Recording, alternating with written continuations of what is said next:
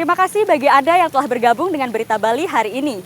Bagi Anda yang baru bergabung, berikut 3 berita utama yang kami sajikan untuk Anda.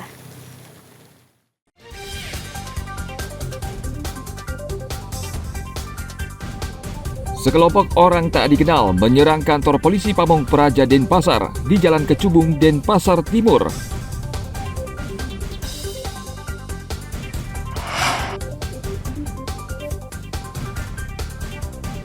Kasus gigitan anjing liar meningkat di Karangasem.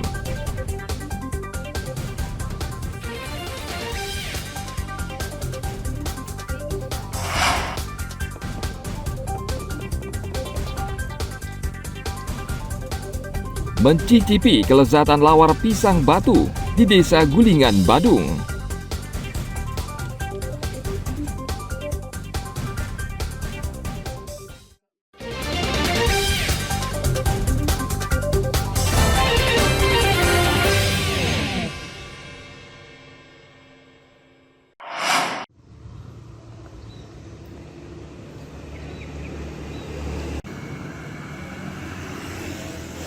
Menjelang masa kampanye pemilihan umum, banyak atribut partai politik mulai bertebaran dan pemasangannya terkesan semrawut.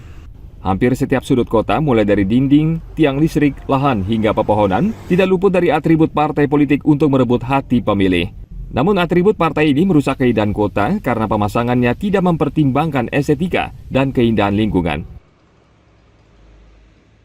Kalau berkaitan dengan bendera yang terpasang di pohon, tentu yang tidak boleh adalah dipaku dan diikat. Nah, itu adalah kewenangan daripada Satpol PP selaku penegak perda. Nah, kalau dari Bawaslu menyampaikan itu boleh terpasang asalkan tidak di tempat yang terlarang. Tempat yang dilarang itu apa? Pohon perindang, tiang listrik, tiang telepon, di tempat ibadah dan di tempat pendidikan itu tidak boleh terpasang hal-hal yang berkaitan dengan atribut partai politik. Nah, berkaitan dengan zona, sesuai dengan yang terbaru, tentu hari ini tidak ada zona berkaitan dengan pemasangan APK.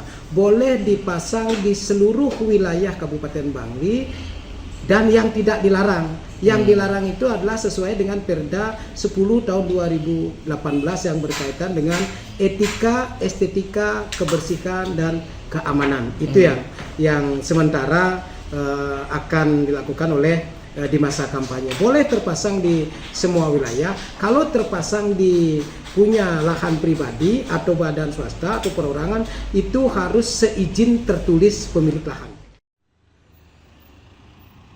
Bawaslu Kabupaten Bangli mengimbau kepada peserta pemilu agar pemasangan atribut parpol tidak merusak keindahan kota dan ketertiban umum. Tim Liputan melaporkan dari Kabupaten Bangli.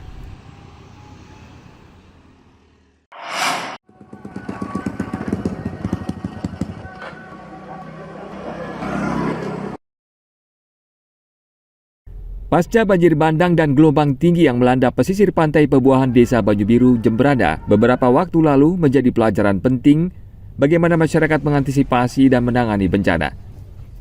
Yayasan IDEP Save and Children, BPBD Bali, serta PMI dan TNI Polri menggelar kegiatan simulasi pelatihan pengamanan bencana alam di Desa Baju Biru. Simulasi melibatkan sebanyak 32 perwakilan lembaga dari beberapa daerah. Kegiatan ini sendiri merupakan puncak dari seluruh rangkaian pelatihan tanggap darurat. Menurut Koordinator Program Simulasi Yayasan IDEP, Iputu Suryawan, simulasi ini merupakan upaya dalam membangun sistem pengelolaan risiko bencana dan penguatan kapasitas tanggap darurat bagi tiap individu maupun lembaga mitra yang bekerja di wilayah kawasan rawan bencana. Di kegiatan yang kita konsentrasikan dukungan-dukungan, contohnya seperti promosi kesehatan, lalu bagaimana juga mengajak masyarakat pasca bencana itu untuk sadar akan lingkungannya terhadap sampah-sampah yang ada di sekitarnya. Kita mengajak mereka untuk mengurangi sampah-sampah yang ada di sana. Lalu edukasi dan dukungan psikososial, melalui dukungan psikososial. Ya bagus, bisa menginspirasi warga biar lebih bersih lagi. Bersih lagi ya. Biar tahu gimana membedakan sampah organik non organik, bisa dikelola biar nggak dibakar lagi gitu.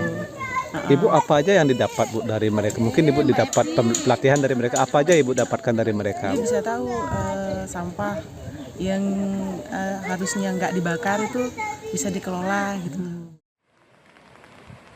Banjir bandang melanda Banjar Pebuahan Desa Baju Biru pada 17 Oktober 2022. Sekitar 10 rumah warga hancur dan 160 kepala keluarga terpaksa mengungsi karena rumah mereka tidak layak ditinggali. Tim Liputan melaporkan dari Kabupaten Jembrana.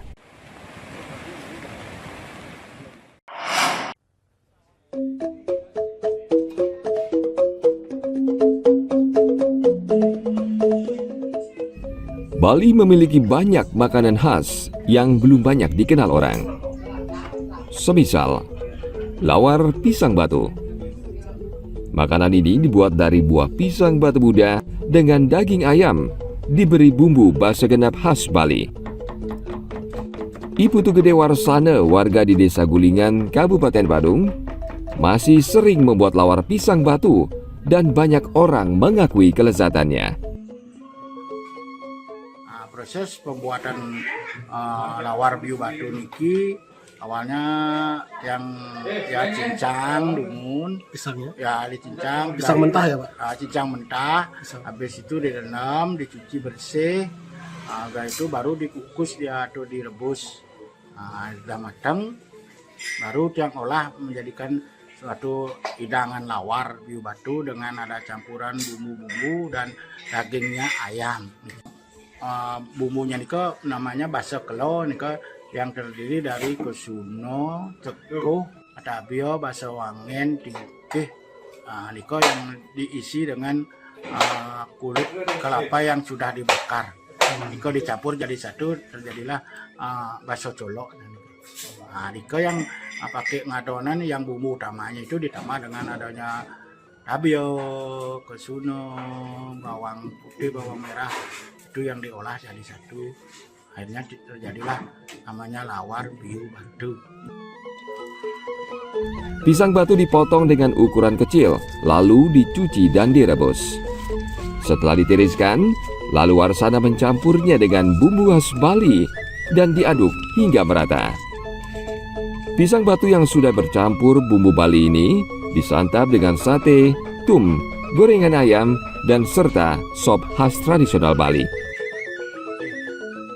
Unik sekali.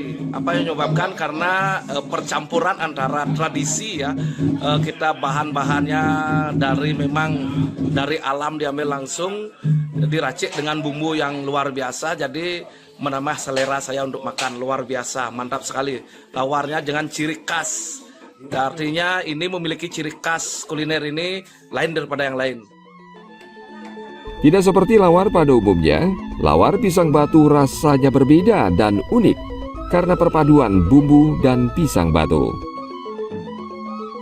Tim Liputan melaporkan dari Kabupaten Badung. Informasi tadi sekaligus mengakhiri jumpa kita pada hari ini. Atas nama rekan-rekan yang bertugas, saya Nandita Putri mengucapkan matur suksema dan sampai jumpa.